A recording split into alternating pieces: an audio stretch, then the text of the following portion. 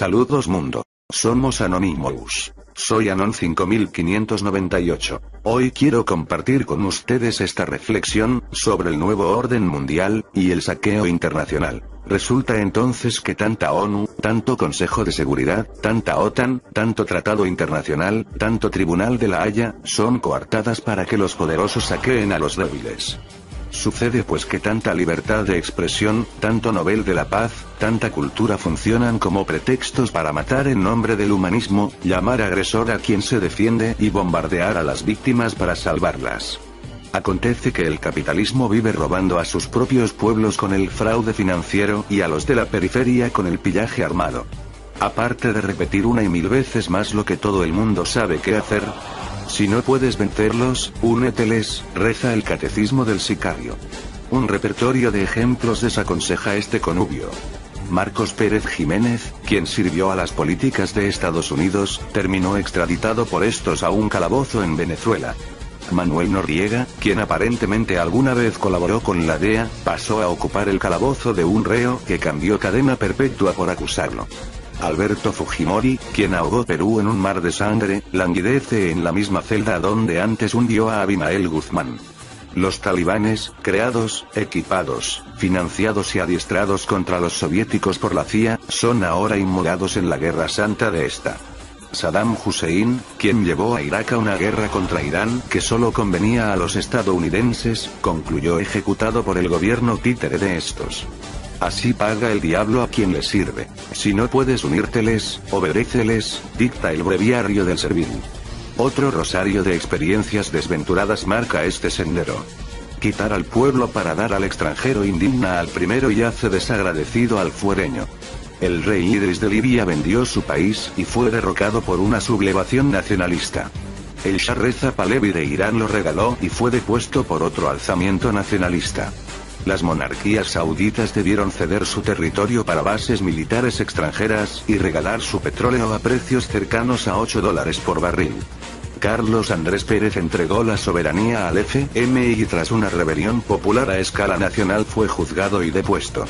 Mubarak, peón de los intereses de Estados Unidos, cayó sin que estos movieran un dedo para salvarlo. Así paga el pueblo a quien sirve al diablo. Si no puedes obedecerlos, congráciate, sugiere el relacionista público. Nunca esfuerzos fueron más perdidos que los de simpatizarle a tu verdugo. Estados Unidos, sin previa declaratoria de guerra contra Libia, le destruyó unidades navales y sistemas de radares, y bombardeó Trípoli y Benghazi asesinando cerca de un centenar de personas, entre ellos una hija de Gaddafi. En lugar de condenar a los estadounidenses, el Consejo de Seguridad condenó a Gaddafi, y este bajo protesta pagó indemnización por más de $2.000 millones en daños por supuesta participación en la voladura de un avión por libios, a quienes también entregó a tribunales internacionales.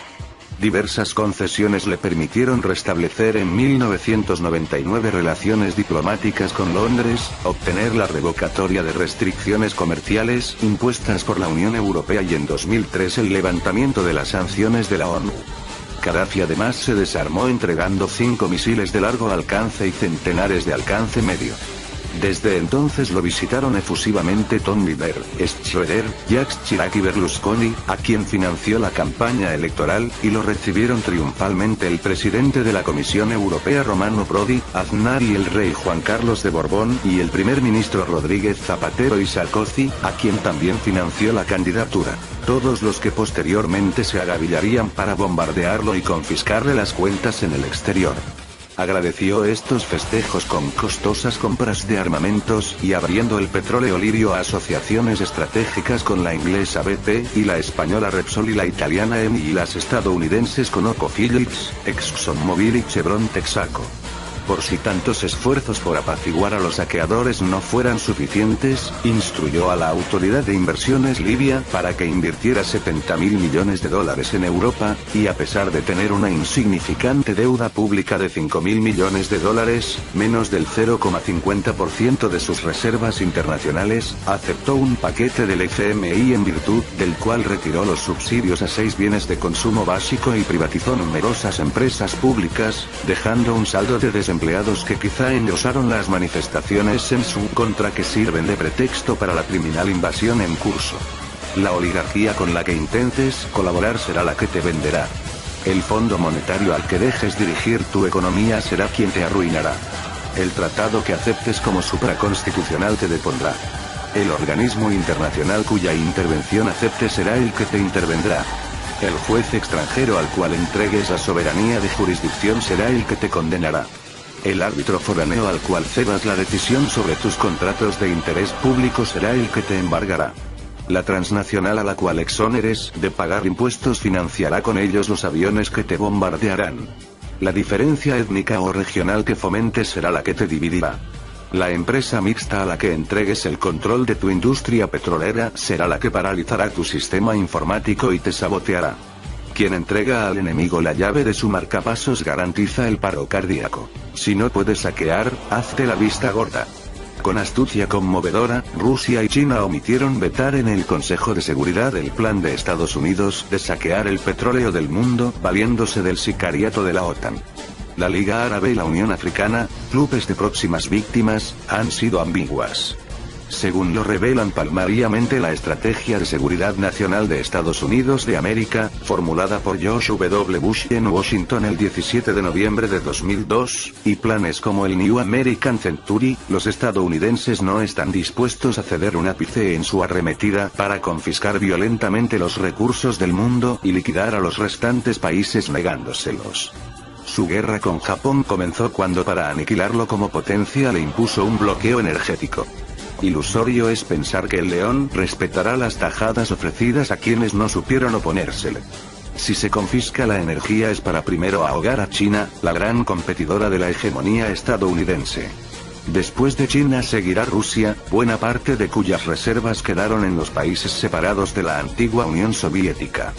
En fin, la Unión Europea y Japón tocarán el fondo del vasallaje por gotas de energía fósil. 4 guerras han arrancado por la ejecución de ese plan: la de Irak, la de Afganistán, la de Libia, la de Bahrein. Ha comenzado el conflicto planetario para garantizar el monopolio de la energía fósil por menos del 5% de la población global. El resto de las potencias deberán oponerse o desaparecer. Quienes dejaron hacer, perecerán sin poder hacer nada. Postergar la confrontación solo la agravará. Si no puedes unírteles ni obedecerles, ni congraciarte ni hacer la vista gorda, resiste. 5% de la población del globo en la peor crisis económica de la historia no pueden condenar a muerte al 95% restante sino contando con la desunión, la desorientación o el autoengaño de esta. ¿Qué condiciones reúnen los pueblos que hasta ahora resistieron exitosamente las invasiones imperiales? En primer lugar, han afirmado y defendido su especificidad cultural. En segundo lugar, han evitado que diferencias étnicas o culturales internas los dividan o secesionen. En tercer lugar, han asumido a plenitud y sin medias tintas un proyecto alternativo al del capitalismo. En cuarto lugar, han logrado consolidar a las bases populares en torno a dicho proyecto. En quinto lugar, han entrenado y armado a las bases para la defensa del mismo. En sexto lugar, jamás han cedido soberanía ni posiciones para complacer a transnacionales, medios de comunicación ni organismos internacionales. En séptimo lugar, han consolidado alianzas bilaterales, regionales, continentales o mundiales con países o bloques que presentan afinidades ideológicas, económicas o de situación periférica. La amenaza de todos los bloqueos y todos los bombarderos del mundo no pueden contra un pueblo ideologizado, orgulloso de su cultura, compenetrado con su propio proyecto social y político y armado. No han podido contra Vietnam, contra Cuba. Todavía se empeñan en vano contra la resistencia en Irak, Pakistán y Afganistán. Se elige como blanco a la mínima Libia y no al poblado Irán. Son lecciones que quizá aprovechen los próximos en la lista. Seguiremos informando. El conocimiento es libre. Somos Anonymous. Somos Legión. No perdonamos. No olvidamos. Esperadnos.